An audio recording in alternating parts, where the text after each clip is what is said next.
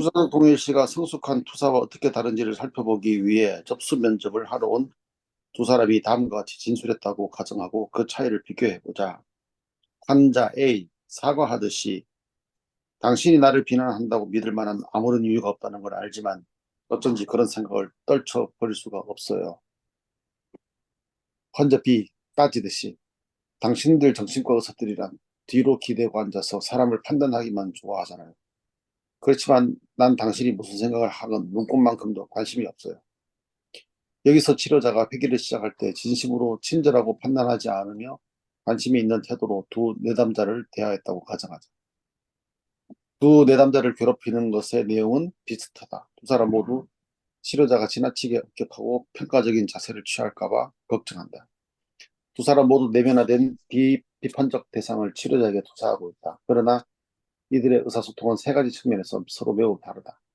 첫째, 환자 A의 경우 자신의 환상이 반드시 현실과 일치하지 않을 수 있다고 볼 수 있는 능력, 즉 자기 성찰 능력, 관찰자 성찰 기능이 있음을 보여준다. 그의 투사는 자아이질적이다. 이와 반대로 환자 B는 투사된 것을 치료자의 마음 상태에 대한 정확한 묘사로 경험한다. 그의 투사는 자아동질적이다. 사실상 그는 자신의 귀인이 진실이라고 절대적으로 믿고 있기 때문에 치료자가 계획하고 있는 공격에 대항하여 선제 공격을 감행하고 있는 것이다. 우리는 여기서 경험의 인지적, 정동적, 행동적 차원의 융합을 발견할 수 있다. 이는 원시적 방어 과정의 전형적인 특징이다. 둘째, 이들은 투사적 과정이라는 방어를 통해 이루려고 했던 일, 즉 괴로운 감정을 제거하는 일을 얼마나 성공적으로 이루었는가 하는 정도에서 차이가 난다. 환자 A는 비판적 태도를 다소 떨쳐내었고 그것을 말하면서 약간의 안도감을 느낀 반면 환자 B는 비판적 태도를 투사하면서도 동시에 그것을 간직하고 있다. 환자 B는 비판적 태도를 다른 사람에게 전가하고 있지만 그럼에도 불구하고 지나치게 비판적이고 까다로운 검열과 같은 자신으로부터 해방되지 못한다.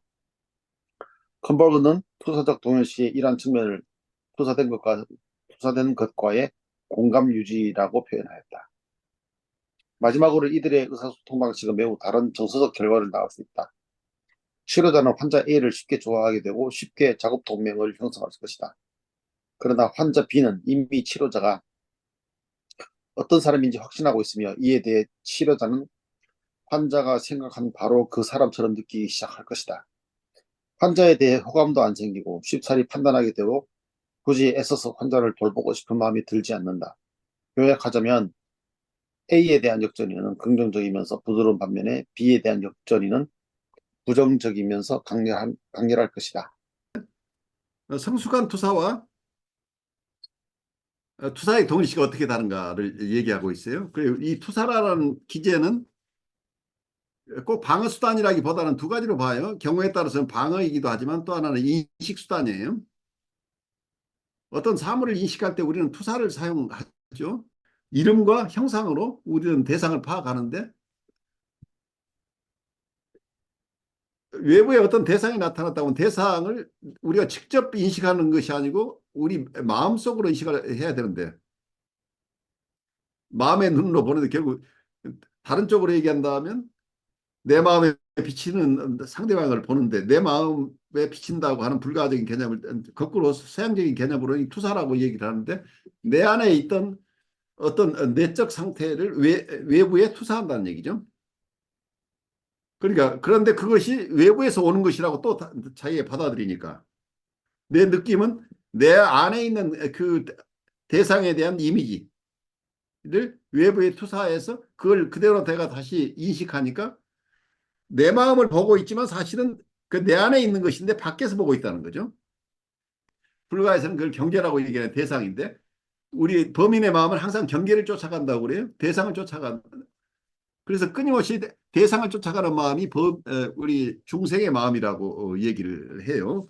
그런데 우리의 인식 구조가 이렇게 돼 있어요. 그래 투사를 통해서 대상을 인식하는 성숙한 투사는 뭐냐면 내가 투사한 내 마음에 파악되고 있는 어떤 대상에 대한 이미지나 어떤 상징, 그 명색이라고 얘기를 한다면 이름과 제가 누구야 하면서 그 이름과 동시에 그 이미지가 있는데 내 환자 같으면 어제 그 환자를 만났어요. 그럼 그 환자, 누구 오늘 왔네? 하면서 그 이미지를 이미 투사해서 파악을 해요. 어제 봤던 그 아이의 모습으로 본다니. 지금 다 살피기 전에 일단 아, 내가 가진 이미지나 대상 표상을 일단 투사해서 그 투사된 것으로 파악을 하니까 실제 그 아이의 모습을 지금 보기는 어려워요. 우선 처음에는 내가 가진 것을 투사해서 파악을 하는데 그런데 보니까 어제하고 좀 달라진 것 같아 라고 한다면 내 투사만에 의존하지 않고 실제 대상을 보는 힘이 있다는 얘기죠. 그래서 어떠면 심리 경제적으로 내가 처음부터 처음 만나는 사람처럼 이걸 다 파악하려면 얼마나 시간이 걸려요? 저 사람 내가 처음 봤어. 처음부터 하나하나 다 뜯어봐서 이렇게 보는 것보다 어느 대상을 만났으면 내가 이미 알고 있는 이미지, 알고 있는 어떤 대상에 대한 내 생각이나 이미지를 일단 투사해서 저 사람은 이런 사람이야라고 보면서 일단 대화가 시작되는데 얘기하다 보니까 어제 만났던 그 사람 오늘 좀 다른 얘기를 계속 하고 있다고 하면 이릉 내가 투사를 했지만 내 투사가 맞지 않을 수도 있다는 것을 이해하고 있는 거죠. 그러니까 하나의 상대방을 인식하기 위한 수단으로 내가 투사를 사용하고 있지만 저 사람은 나한테 굉장히 반감을 가지고 있는 사람이라고 내가 투사를 했어요. 그런데 오늘 얘기를 보니까 선생님 얘기를 듣다 보니까 선생님이 계속 좋아졌어요라고 나를 사랑하는 표현을 계속 하고 있어요. 그럼 어떻게 돼요? 내가 투사의 동의시를 사용해버리면 어떤 경우냐 하면 저 사람이 나한테 지금 호감을 표현하고 있는데 내가 그걸 믿지 않아요.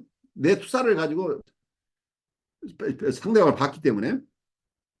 그러니까 투사의 동의시가 되는 경우는 상대방의 마음까지를 움직여버린다는 문제는 내가 저 사람이 나한테 화가 난 사람이야 라고 보고 있으면 내 마음이 저 사람한테 투사되면서 대인관계적으로 상대방에게 압력이 행사된다. 그러면 저 사람이 나한테 지금 좋은 마음을 가지고 나한테 왔는데 나의 강렬한 투사의 동의시가 일어나 버리면 저 사람이 그 내가 전달한 마음을 자기 마음으로 받아들여 버려. 이 사람이 내사가 일어나 버리면 투사의 동의시가 일어나면서 이 사람 자체가 나를 대하는 태도가 확 바뀌면서 이 사람이 화난 사람으로서 행동하게 돼요.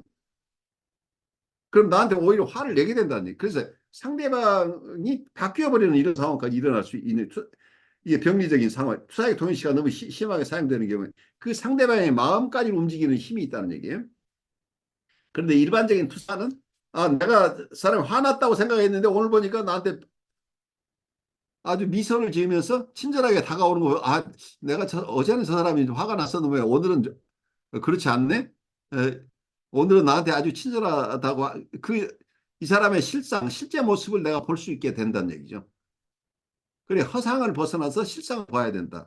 본다면 너무 깊은 영성적이나 철학적인 얘기를 떠나서 우리가 단 인식론적으로만 보시자는 얘기.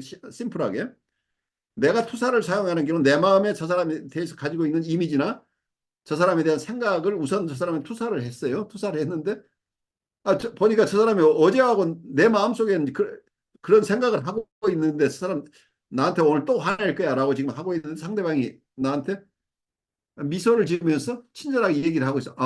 내 생각이 틀렸네. 저 사람이 오늘 나한테 친절하게 이야기하고 있어. 그래서 그 사람이 실상을 볼 수 있다는. 그러니까 우리가 투사하는 게 일단 허상을 투사하는 거예요. 왜냐하면 과거의 것이니까. 지금까지 이해가 나한테 항상 나를 괴롭혔어. 그러니까 나는 대상이 오늘 또 괴롭힐 거야 라고 내가 느낀다니 우선은. 그래서 저 괴롭히는 저 아이를 보면서 벌써 내가 인상이 찡그러지기 시작하는데 근데 실상은 저 아이가 오늘 웃고 있다는 얘기예요. 근데 이게 투자의 동의시가 심한 사람은 웃고 있는 모습을 못 본다는 얘기예요. 웃고 있지만 네가 지금 웃는 모습을 보이기 전에 너는 실상 나한테 화가 나 있어 라고 내 마음속에 있는 것을 강렬하게 상대방에게 투사하는 경우에 상대방이 이걸 못 견뎌서 결국 화를 내버리게 된다는 얘기예요. 이게 투자의 동의시예요. 그러니까 식별할 수 있는 마음, 내가 투사한 것을 내 투사가 틀릴 수도 있다고 이해하는 것. 그렇게 된다면 이건 observing ego 혹은 reflecting ego라고 하는 거죠. 내가 관찰하는 자 혹은 성찰하는 자의 기능이 발달해 있으면 투사를 하더라도 성숙한 투사가 일어나는데 이러한 성찰하는 자가 없다고 한다면 관찰하는 자아나 성찰하는 자아가 성찰하는 기능이 발달해 있지 않다고 한다면 우리는 계속 투사의 동의시를 사용해서 대인관계를 하고 있을 가능성이 있다는 얘기. 그러면 내가 상대방이 가지고 있는 편견에 따라서 상대방이 그 편견에 따라서 나한테 행동하게 돼서 계속 대인관계가 나빠진다는 얘기예요. 근데 그 원인이 나한테서 발생한다는 걸 우리가 깨닫지 못한다는 얘기예요. 항상 대상이 문제라고 생각하고 있는데 그 대상은 내가 투사해서 만들어내는 대상일 가능성이 있다. 이게 굉장히 중요한 어떤 통찰인데 이 투사의 동일시 개념은 원래는 내 마음속에 일어나는 현상으로만 이해를 했던 게 멜라니 클라인의 입장인데 대인관계적인 이런 굉장한 압력으로 작용해서 대인관계에서 영향을 받아서 상대방의 변화가 발생한다고 하는 이런 측면은 비온이 봤던 통찰이에요. 그래서 대인관계적인 측면까지 이렇게 발달시켜서 이 비온이 이해한 투사의 동일시는 굉장히 파워풀한 우리의 마음을 읽어내는 도구예요. 그래서 투사의 동일시라고 보통 우리가 PI라고 얘기를 프로젝티브 아이덴티피케이션이라는 용어인데 이 PI를 우리는 끊임없이 사용하는 경우들을 보게 돼요. 우리가 성찰이 깊지 못하면 계속 PI로 산다는 얘기예요. 대상을 있는 그대로 실상으로 보는 게 대상을 있는 그대로 볼 수 있는 능력보다는 내가 저 사람이 가지고 있는 임프레션을 가지고 상대방을 대할 가능성이 우리가 굉장히 높다는 얘기예요.